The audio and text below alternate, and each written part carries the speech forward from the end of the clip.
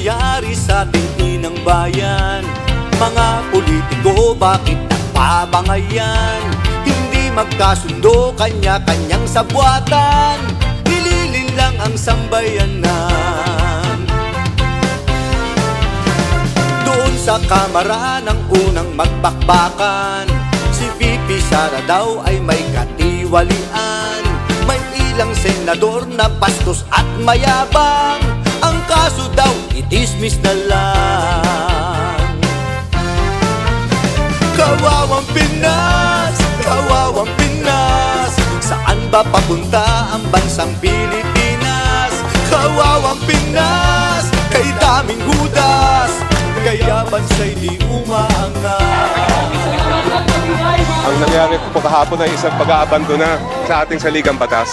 Klarong-klaro, malinaw na malinaw ang utos ng konstitusyon na magkaroon agad-agad ng isang trial. Anong ibig sabihin ng trial? Ang ibig sabihin ng trial ay paupuin na ang mga testigo, ihain na ang mga ebidensya. Yan ang iniintay ng sambayan ng Pilipino at yan ang kailangan mangyari.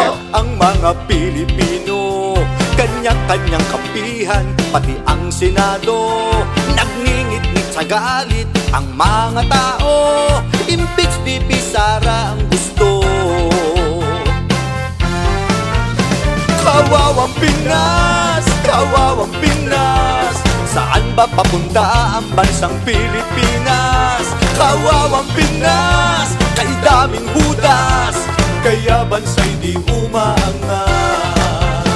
Kawawang Pinas, kawawang Pinas, politika ang isang ugat ng paghihirap. Kawawang Pinas, lugmok sa hirap, walang pagbabago ang Pinas. Kawawang Pinas, kay daming hudas, hindi magkasundo ang mga pambabatas. Kawawang Pinas, kawawang Pinas, sundin sana ang tamang batas. Problemang Pinas, meron bang lunas upang magkaisa ang lahat? Kawawang Pinas, batas may butas, may pag-asa pa ba?